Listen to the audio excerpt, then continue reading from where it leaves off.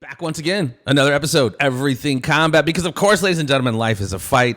Always glad to have this man in the seat with the headphones on the stick. Mike Goodwin, he's the El Jefe over at Cage Aggression MMA. I mean, it's been a crazy last year or so. We made history. You particularly made history, but we're along for the ride. March, the first ever 3-night event.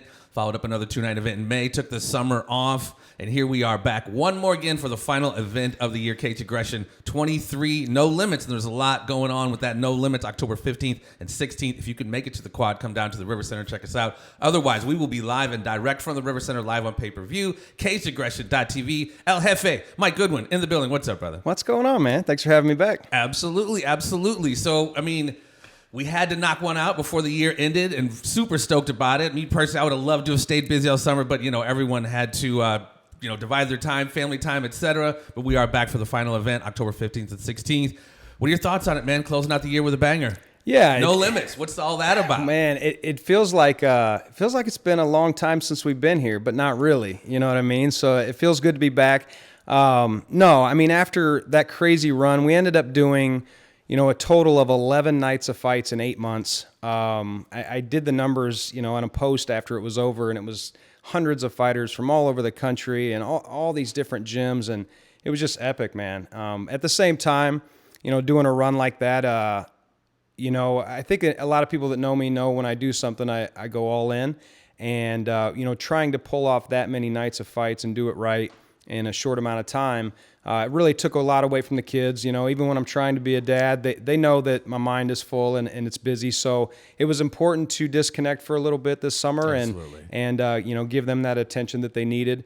And me too, I miss them a lot. I miss my family when we were going through that run. So I'm good, man. I'm refreshed. I'm excited. We've got another 2 nights, fantastic fights, man, and I'm excited to be back. It absolutely is very exciting, man. I could never get enough of it. I say it all the time. I oftentimes just pinch myself when, that red light goes on the camera and I'm announcing this bad boy. I'm standing next to Pat. I'm standing next to Jens. I'm standing next to Jordan Hinton, Jason Burmis. I mean, the team is just awesome, and it's growing, man. It's growing and expanding by leaps and bounds. Emmett's thing.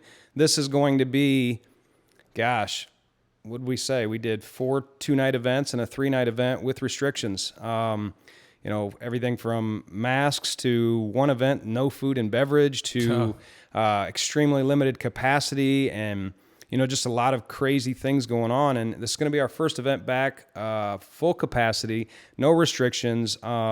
The good old days. Right. No limits, baby. No limits. I mean, like I said, the promotion is just growing, and it's awesome to watch. Not just the promotion grow, but the individual fighters who I've had the chance to call fights for. You got Lindsey Spencer, who was featured in that trailer there, made very short work of her opponent in the first round. Just talked to her yesterday. She's got her hands full coming up. You got Josh Neal scoring off against Montel Williams. Talk to us about some of the fights that you were heavy. I mean, obviously, you want to see them all get down and do their thing, but what fights are you looking for? What are your favorites? Man, every time I sit down to build a fight card, I even after 11 years, I still get to do this from a fan perspective. I have no vested interest in anything except for a great matchup. I'm not a coach. I'm not a manager. I never fought. So although there's different ways to build a card depending on, why and how you're building it, I get to sit down as a fan with a lot of interest, which is amazing. And I really get to put a cool puzzle together. So I like to try to put a lot of depth into the cards. So with this one, we ended up with 4 championship title fights, 3 female fights. The fans love those. I love the female fights. We've got pro debuts. We've got, amateur debuts. We've got, 19 brand new fighters that have never stepped into our cage before. I love showcasing new talent. So the depth of the cards each night are great. And we get to cap them off, of course, with some awesome main events. Saturday night, the Josh Neal and Montel Williams fight is what I like to call their signature fight for both of these guys. Montel is 5-0 out in Las Vegas at Extreme Couture, one of the best gyms in the country. Let it out. No secret to the Cage Aggression Circle is Josh Neal. I believe that this is going to be his 19th time in our cage, which that in itself is a feat. Right. That's extremely impressive. And, they're both right on the cusp of getting that call from the larger stages. And to put a fight together like this, I'm honored to be able to host the fight, to showcase it. Their styles match up perfectly. they're 110% fighters. You know, they give all that they have in the gym, and it shows on fight night. So, man, that one gives me goosebumps. And after a crazy year, I really couldn't think of a better fight to end all of this for 2021. You know, we're going to cap off our year with a fight like that, and it's just amazing. Yeah, without a doubt. Josh coming off a very very impressive victories going up against Montel Williams, like you said, undefeated. And I think Friday night we got Alex Lorenz going up against Darian Abbey, which is going to be, you know, hammers are going to fly on that one too. Always, that's the other thing I've said numerous times, and I'll keep saying, your ability to match make, the great matchups, man, are always fun to watch.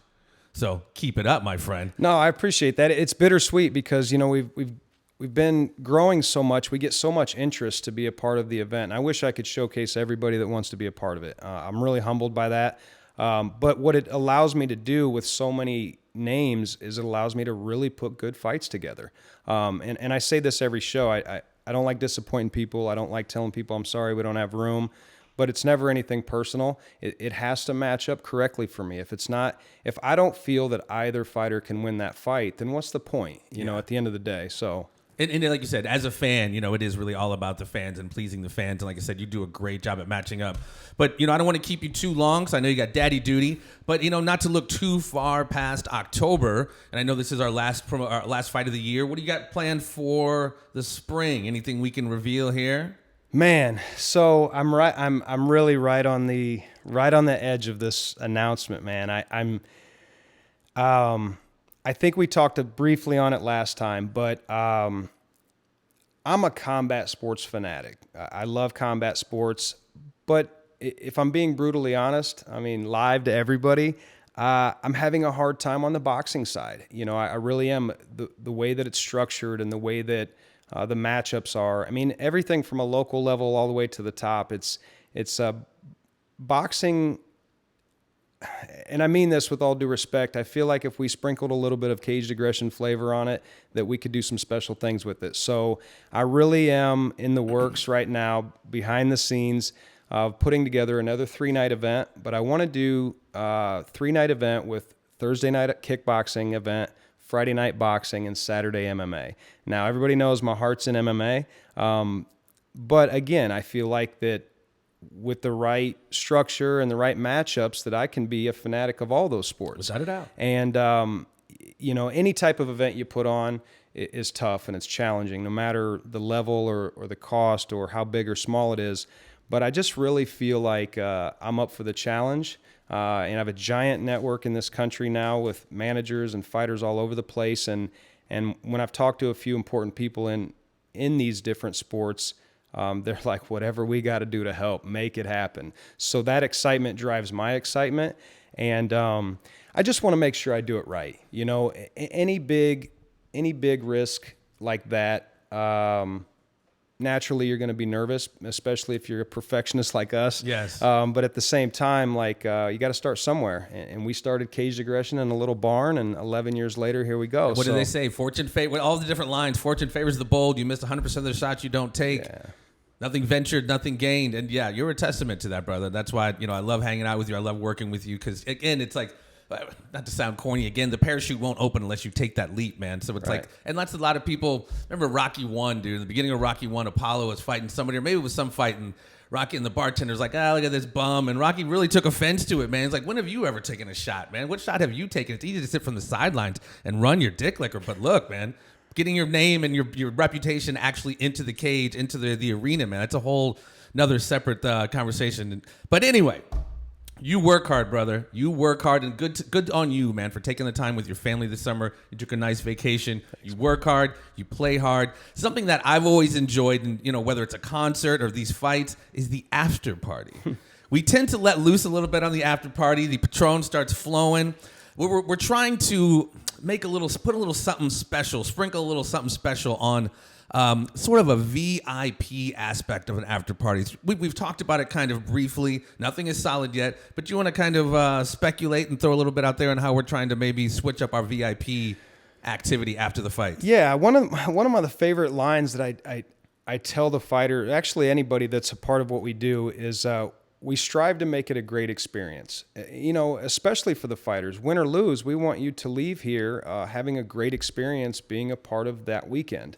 Everything from the live weigh-ins, presentation, to the event itself, but then to the after party, and that's why I'm not afraid to spend a little extra to do it right, because at the end of the day, like, I've yet to really talk to anybody that didn't leave here and really had a great time and really did have a great experience. But one thing that we don't really talk about too much is the after party. It's like, that's the beauty of this sport too, is that, all the hype leading up to a fight and all the trash talk and all that, it really is to sell the fights, because at the end of the day, win or lose, they're over at the after party having a great time. Absolutely. And I love that part of it. It's like Caged Aggression has become a family, with our team and with our fighters, and to be able to leave the event and everybody get back to that comfortable element and talk about the weekend and talk about the fights and just talk about what's next, and have some drinks and have some food. It's just awesome. It really is. Just like the events, I want to try to elevate that part of it too. Maybe bring in some special guests, some celebrity type people, and have a VIP section for them. And maybe have our main and co-main event fighters go back there and talk to some fans, sign some autographs.